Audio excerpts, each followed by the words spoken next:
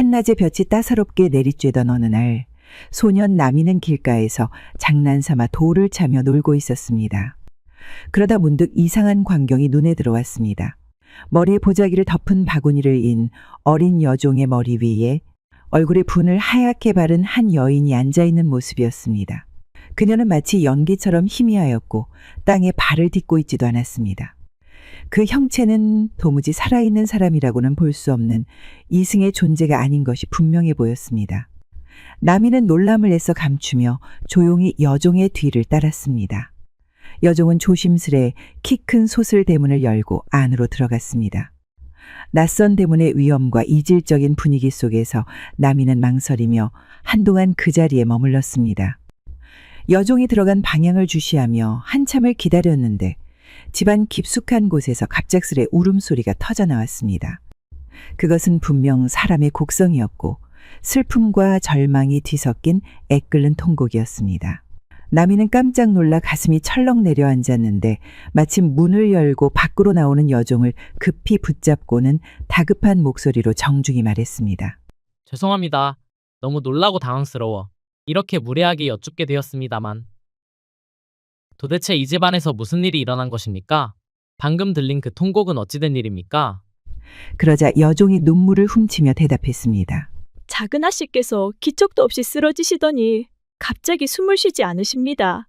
그래서 이런 큰 난리가 난 것이지요. 나미는 단박에 알아차렸습니다. 그것은 분명 조금 전 본 여자 귀신의 소행이라는 것을. 그는 곧장 여종에게 말했습니다. 제가 작은 아씨께서 다시 숨을 고르실 수 있게 도와줄 수 있습니다. 그러니 저를 빨리 안으로 들여보내 주십시오. 여종은 겁에 질린 얼굴로 숨을 고르며 황급히 집 안으로 들어가 안방마님께 달려가 상황을 알렸습니다. 마님, 대문 밖에 어떤 도련님이 서 계신데 아씨를 살릴 수 있다고 하십니다. 방금 전 귀신을 보셨다면서 말이죠. 분명 무언가 방법이 있으신 듯합니다. 안방마님은 잠시 침묵하다가 곧 차가운 목소리로 대답했습니다. 정체도 알 수 없는 외간 사내 아이를 어찌 우리 집안에 들이란 말이냐. 그가 누구인지도 모르는데 딸아이의 곁에 들이는 것은 있을 수 없는 일이다. 얼른 가서 물러가라 전해라. 헛소리에 휘말릴 틈이 없다. 하지만 그 말을 들은 나미는 한 발짝도 물러서지 않고 묵묵히 그 자리에 서 있었습니다. 시간은 더디게 흘렀고 해는 서서히 기울어만 갔습니다. 안에서는 사람들의 다급한 발걸음과 분주한 목소리가 오가고 의원이 다녀갔지만 어떤 해결도 이루어지지 않은 듯했습니다. 이어서 여러 어른들이 집 안팎을 들락날락하며 우왕좌왕하는 모습이 이어졌고 마침내 얼굴이 잔뜩 상기된 채 숨이 가쁜 여종이 다시 대문 밖으로 달려나왔습니다. 그녀는 숨을 고르며 떨리는 목소리로 말했습니다. 무엇을 해도 차도가 없으십니다.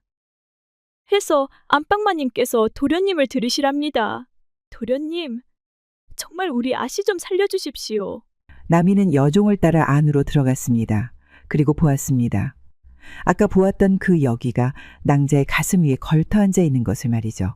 여기는 나미의 눈길이 자신을 꿰뚫어 보듯 하자 마치 들켜서는 안 될 비밀을 들킨 것처럼 화들짝 놀라 몸을 움찔하였습니다.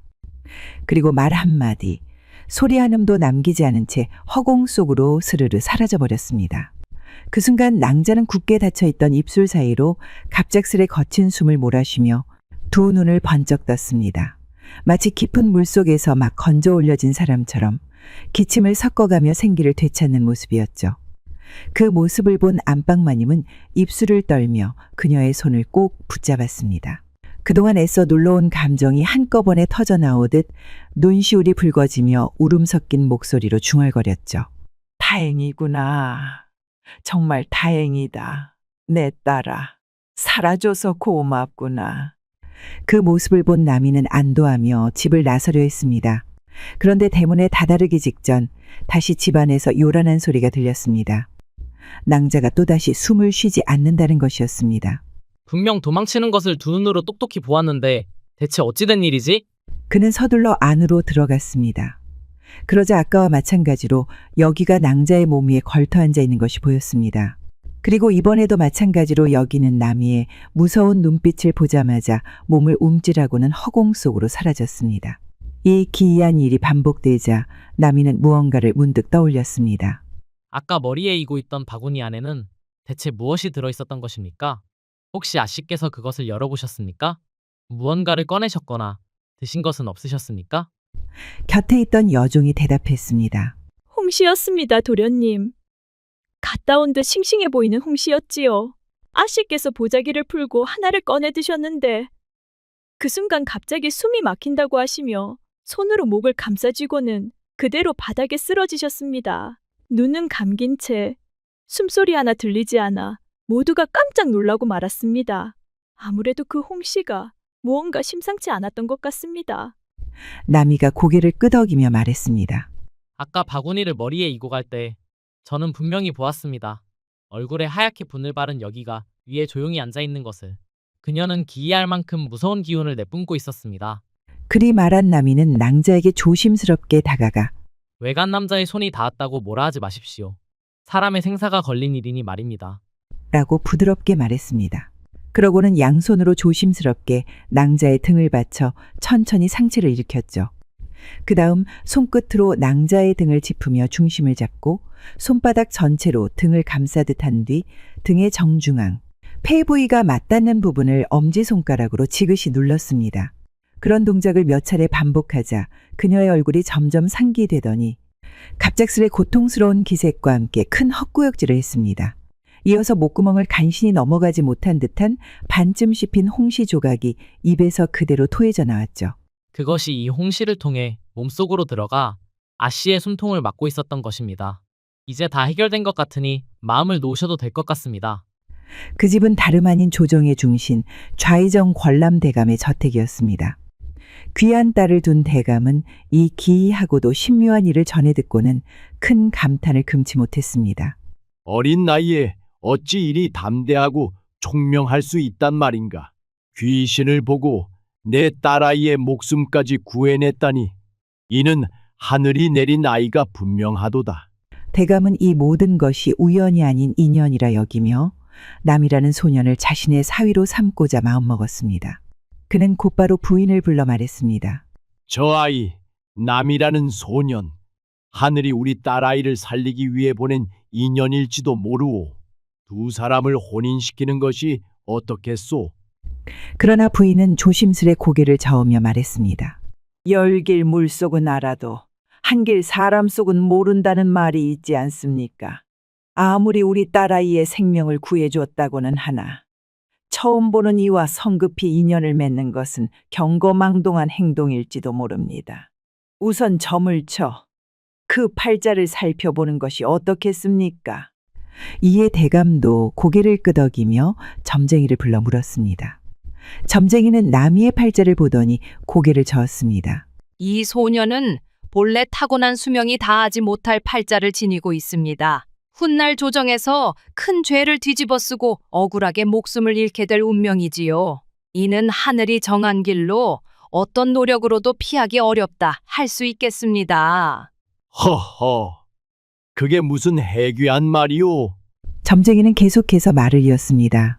그러나 아씨께서도 타고난 수명이 짧아 오래 사시지 못할 팔자이십니다. 자식을 얻는 복도 따르지 않을 것이며 기구한 운명 속에서 짧지만 평온하고 복된 나날을 보내시다가 남편 되실 분께 큰 화가 닥치기 전에 먼저 이승을 떠나실 운명입니다.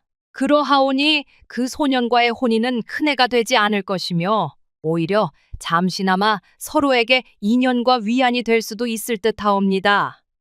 결국 그들은 점쟁이의 말과 하늘이 맺어준 인연이라 믿은 신묘한 사건을 깊이 새기며 이 모든 일이 단순한 우연이 아니라는 생각에 마음을 굳혔습니다. 긴 밤 동안 부부는 딸의 짧은 운명을 슬퍼하면서도 딸을 살려낸 나미와의 인연을 소중히 여기며 장차 그들이 함께할 운명이라는 것을 확신했습니다. 하여 얼마 안가 두 사람을 혼인시켰죠. 그 뒤로 나미는 오랜 수련과 단련을 거듭하여 17의 어린 나이에 무과시험에 응시했고 모든 응시자들 가운데 으뜸 가는 실력으로 장원급제하였습니다. 그 소식은 삽시간에 온 나라에 퍼졌고 아직 나이가 채 20살도 되지 않은 젊은 무사가 보여준 담력과 용기는 조정의 대신들마저 혀를 내두를 정도였죠. 그 후 남이는 무예에 뛰어날 뿐만 아니라 매사에 침착하고 결단력 있는 행동으로 많은 백성들의 사랑을 받았습니다. 한편 그 무렵 북방 변방에서는 이시해라는 자가 반란을 일으켰습니다. 이시해는 길주에서 시작하여 단천, 북청, 홍원으로 무자비하게 남하하며 반란의 기세를 키웠습니다. 그는 중앙에서 파견된 관찰사와 수령 등 지방관들을 가차없이 처형하고 마침내 자신이 왕명까지 받은 절도사라고 자칭하며 대대적으로 거병하였습니다. 그의 거병은 조선 북부를 공포로 몰아넣었고 백성들은 하루아침에 삶의 터전을 잃고 피난을 떠나야 할 정도로 혼란에 빠졌습니다. 조정은 이 난을 진압하기 위한 군사를 급히 편성하면서도 선봉에 누구를 세워야 할지 깊은 고심에 빠졌습니다. 그만큼 반란의 기세는 강했고 이번 임무는 단순한 출정이 아닌 나라의 안위가 걸린 중대한 사안이었기 때문이었죠. 고민 끝에 대신들은 입을 모아 한 사람을 청구했습니다. 바로 어린 나이에 무과의 장원급제하고 그간의 행보를 통해 무예와 지략, 담대함까지 모두 입증한 인물, 남이 장군이었습니다. 이에 조정은 만장일치로 남이 장군에게 선봉장의 중책을 맡기게 되었습니다. 남이 장군은 주저하지 않고 곧바로 북방으로 출정했습니다. 그리고 추운 겨울, 눈보라와 척박한 지형 속에서 병사들을 이끌고 용맹하게 진군하여 마침내 이시의 군을 완전히 평정했습니다. 그리고 정벌을 마치고 귀환하던 길, 그는 말 위에서 장대한 백두산을 바라보며 깊은 감회를 품고 장부로서의 결기를 시로 읊었습니다. 백두산 돌은 칼을 갈아 없애고 두만 강물은 말을 먹여 말렸네. 남아가 20대에 나라를 평정하지 못한다면 후세에 누가 대장부라 칭하겠는가? 그러나 그 시절 조정은 온갖 간신과 탐욕스러운 무리들로 가득 차 있었습니다. 남이 장군의 명성과 공적이 높아질수록 이를 시기하고 질투하는 무리들의 속셈도 점차 드러났습니다. 특히 간신 유자광은 남이 장군이 북방 정벌을 마치고 돌아오며 지은시에서 장군의 기계를 빌미 삼아 이를 곡해하고 왜곡하여 역무를 꾀한 것이라 고변하였습니다. 전하, 부디 이 구절을 눈여겨보시옵소서. 남아가 20대에 나라를 평정하지 못한다면 후세에 누가 대장부라 칭하겠는가라니. 이 얼마나 도전적인 말투입니까? 이는 단순히 자신의 무공을 자랑하는 수준을 넘어서 마치 이 나라를 평정하고 다스릴 자가 자신이라는 뜻으로도 들리옵니다. 감히 스스로를 왕과 같은 자리에 올리는 듯한 이 문장은 반역을 품은 이의 마음이 아니고서야 어찌 나올 수 있겠습니까? 그 의도가 순수하다 보기 어렵사옵니다. 임금은 한참 동안 시의 구절을 들여다보다가 깊은 한숨을 내쉬었습니다. 마음속 갈등과 불안이 엿보였으나 곧 표정이 굳어지며 결심한 듯 무겁게 입을 열었죠. 짐도 처음엔 그저 무인의 기계를 읊은 것이라 생각했노라. 그러나 유자광의 말대로 이 구절은 너무도 위험하다. 20대의 나라를 평정하지 못하면 대장부가 아니라고. 이 말이 의미하는 바가 과연 어디까지인가? 임금은 시선에서 불신과 두려움이 스쳐 지나가는 것을 감추지 못한 채 결국 결단을 내렸습니다. 여봐라! 이 시를 지은 남이라는 대장군을 당장 잡아들이거라! 나라를 뒤흔들 불씨를 짐이 더는 두고 볼 수 없노라! 하여 아무런 반역의 뜻도 야심도 없었던 남이 장군은 억울하게 반역죄를 뒤집어쓰고 제대로 된 변명조차 하지 못한 채 체포되어 옥에 갇혔습니다. 그동안 장군을 따르던 이들조차 간신들의 눈치를 보느라 침묵하거나 등을 돌렸고 결국 28이라는 젊은 나이에 차명에 처해지고 말았죠. 그토록 많은 공을 세웠음에도 단 한 사람의 시기와 모략으로 생을 마감한 것이었습니다. 다만 다행히도 부인이었던 권람대감의 딸은 남이 장군보다 몇 해 앞서 병환으로 세상을 떠났기에 끝내 남편의 억울한 최후를 보지 않을 수 있었다고 합니다. 이상 야담설화였습니다. 구독과 좋아요는 사랑입니다. 감사합니다.